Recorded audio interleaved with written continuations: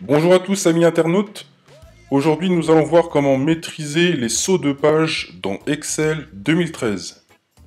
Pour ce faire, nous allons prendre l'exemple d'un tableau que nous avons réalisé sur l'une des pages de notre classeur Excel 2013.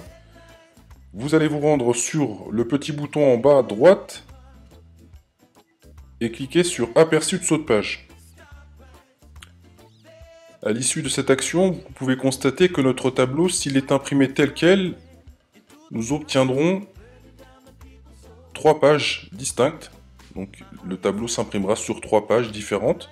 Les pages sont délimitées par une zone d'impression qui est matérialisée par cette petite ligne pointillée que vous pouvez voir à l'écran, qui est de couleur bleue. Lorsque vous êtes confronté à ce genre de choses, comment réagir ?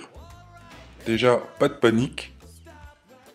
Vous vous rendez dans l'onglet Mise en page de votre ruban et vous choisissez une orientation paysage.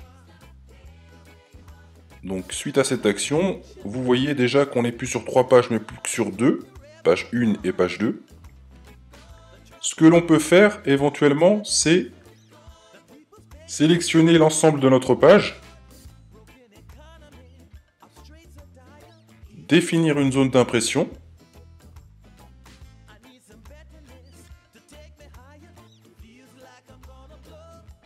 vous rendre sur la ligne pointillée et en maintenant le clic gauche de votre souris, vous allez déplacer la ligne pointillée vers la gauche.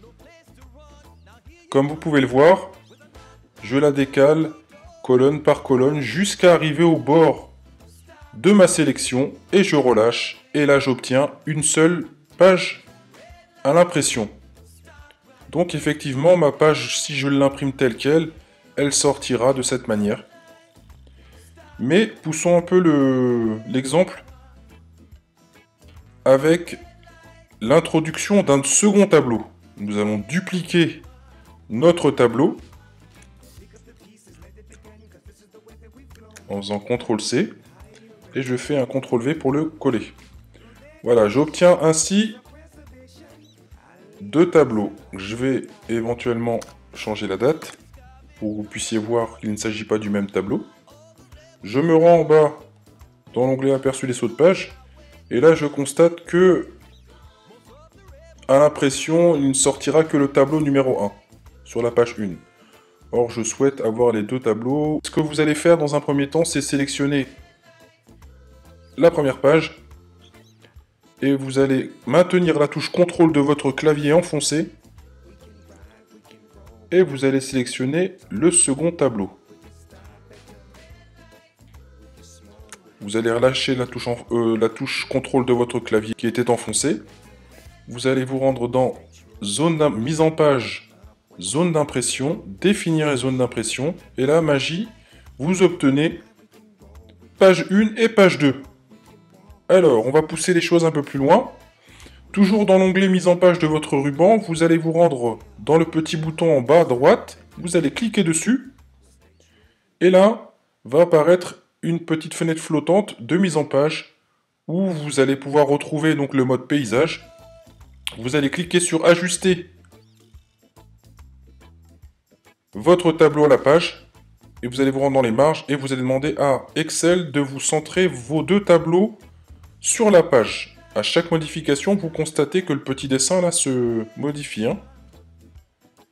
Ensuite, vous cliquez sur OK, vous allez sur Fichier, Imprimer, et comme vous pouvez le voir, votre tableau est à peu près centré sur votre page 1.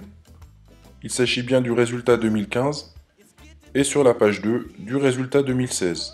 Mais ces tableaux ne sont pas parfaitement centrés. Donc ce qu'on va faire, on retourne sur notre aperçu de saut de page.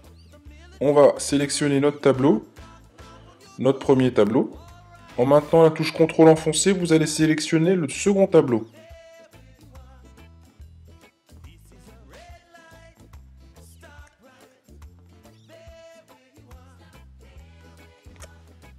Ensuite, vous vous rendez dans le menu Fichier, Imprimer. Et ici, dans les paramètres, vous allez choisir Imprimer la sélection. Et là, vous constatez que vos tableaux sont parfaitement centrés sur votre page.